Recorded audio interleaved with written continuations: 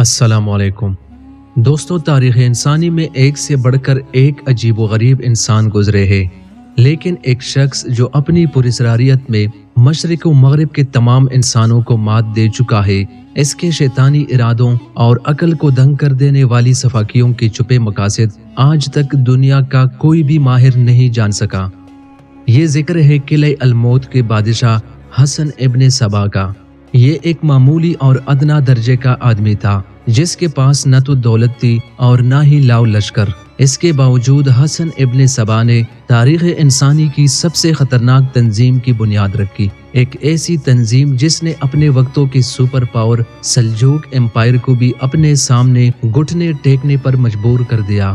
Asia اور Europe کے بڑے بڑے بادشاہوں کو زہر آلود خنجروں کے ذریعے موت کے گھاٹ اتار دیا۔ سخت ترین نظم و ضبط اور جانثاری کا ایسا جذبہ دنیا کی کسی اور فوج میں نہیں دیکھا گیا، جو حسن ابن صبا کے تیار کردہ فدائین کا خاصہ تھا۔ دنیا کے بڑے بڑے مورخین آج تک اس گتھی کو سلجھا نہیں سکے کہ آخر ان سب مشقت امیز کاموں کے پیچھے حسن ابن صبا کا مقصد کیا تھا، کیونکہ اس نے کبھی عیش و عشرت کی زندگی نہیں گزاری، نہ ہی اس نے کسی شاہی خاندان کی بنیاد رکھی جو دنیا کی دیگر بادشاہتوں کی طرح اس کے بعد نسل در نسل چلا ہو۔ شاید یہ بات بہت ہی کم لوگ جانتے ہوں گے کہ حسن ابن صبا دنیا کے بہت سے با اثر لوگوں کے ساتھ ساتھ اپنے دو نوجوان بیٹوں کا قاتل بھی تھا۔ اس نے اپنے تخت کے دونوں وارثوں کو اپنے ہی سامنے انتہائی بے دردی سے قتل کروایا۔ دوستو، حسن بن صبا 1150 عیسوی ایران کے شہر قوم میں پیدا ہوا۔ بعد ازاں تعلیم حاصل کرنے کے لیے رے نامی شہر چلا گیا۔ دوران تعلیم ایک مکتب میں حسن بن صبا کے دو دوست بنے۔ اس کے یہ دونوں دوست آگے چل کر تاریخ انسانی کے مشہور ترین شخصیات بن کر سامنے آئے۔ ان میں سے ایک سلجوق سلطنت کے عظیم وزیر اعظم نظام الملک توسی تھے، جبکہ دوسرا عمر خیام، جس کی رباعیات آج بھی دنیا کی ہر زبان اور ہر کلچر میں معروف ہے۔ 17 برس کی عمر میں حسن بن صبا کی ملاقات ایک اسماعیلی دائی سے ہوئی، جس کی صحبت میں رہ کر حسن بن صبا نے اسماعیلی مذہب اختیار کر لیا۔ چونکہ اس دور کے مصر میں اسماعیلیوں کی حکومت تھی، اس لیے حسن بن صبا مختلف ممالک سے گزرتا ہوا مصر پہنچا، جہاں اسے فاطمی دربار میں ایک بڑا عہدہ اور شان و شوکت کی زندگی نصیب ہوئی۔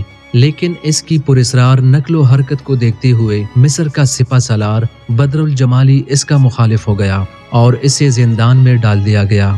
کچھ عرصے قید میں رہنے کے بعد حسن ابن صبا یہاں سے بھاگ نکلا۔ کئی سال مختلف علاقوں کی خاک چھاننے کے بعد حسن ابن صبا کو دو ایسی چیزیں ملی کہ جن کے ذریعے وہ ہمیشہ کے لیے تاریخ انسانی میں اپنا نام رقم کرنے کے قابل بنا۔ ان میں سے پہلی حشیش نامی ایک جڑی بوٹی تھی، جس کے استعمال کے بعد انسان اپنی ہوش و حواس کو بیٹھتا تھا، جبکہ دوسرا ناقابل تسخیر قلعہ الموت تھا، جسے کسی قدیم ایرانی بادشاہ نے تعمیر کروایا تھا۔ الموت کا مطلب ہے عقاب کا گھر۔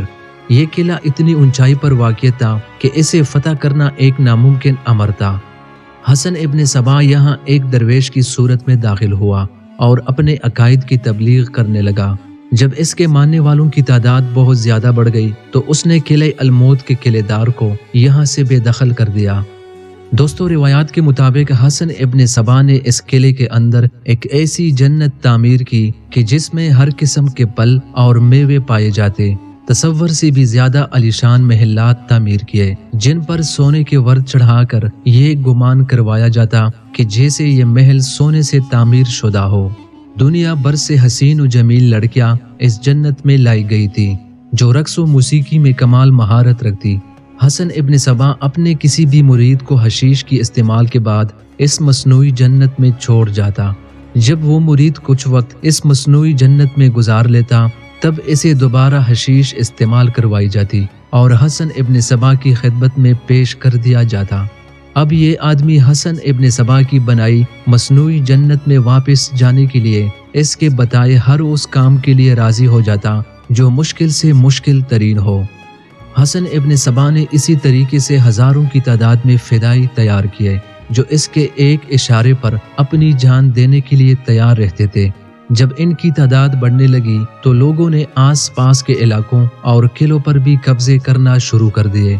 حسن ابن سبا نے یہ عوامل انجام دے کر اپنے دور کے سب سے طاقتور اور جاہ و جلال کے مالک سلجوق بادشاہ ملک شاہ کے خلاف عالم بغاوت بلند کیا تھا۔ اس لیے وہ اپنے فوج کو ہر وقت کسی بھی مشکل وقت کے لیے تیار رکھتا تھا۔ حسن ابن سبا نے قلعہ الموت اور اس سے ملحقہ علاقوں میں اتنا کڑا نظم و ضبط قائم کیا کہ خود حسن ابن سبا بھی ان قوانین سے ماورا نہ تھا۔ اس کے انہماک و ارتکاز کا یہ عالم تھا کہ وہ قلعہ الموت میں آ جانے کے 35 برس بعد تک اس قلعے سے باہر نہیں نکلا۔ وہ ہر وقت اپنی عملداری کا نظم و نسق چلانے میں مصروف رہتا۔ اس ریاست میں شراب پر سخت ممانعت تھی، اتنی سخت کہ اس نے شراب نوشی کی سزا موت تجویز کر رکھی تھی۔ دوستو، حسن ابن سبا کا چہیتا بیٹا جسے اس نے اپنے بعد اپنے جانشین کے طور پر تیار کیا تھا، ایک دن اپنے نفس کے ہاتھوں بہک کر شراب پی بیٹھا۔ حسن ابن سبا نے کسی بھی مصلحت سے کام لیے بغیر اسے سرعام سزائے موت دے دی۔ اسی طرح حسن ابن سبا کا دوسرا بیٹا اپنے ہی کسی معمولی فدائی کو قتل کر بیٹھا، جس پر حسن بن سبا نے اسے بھی سرعام مروا ڈالا۔ یہ دونوں جرائم گزشتہ وقت کے بادشاہوں کے لیے انتہائی معمولی نوعیت کے تھے۔ اس کے باوجود حسن ابن سبا نے اپنے قوانین کی پاسداری کرتے ہوئے اپنا ہی سلسلہ نسب ختم کر ڈالا۔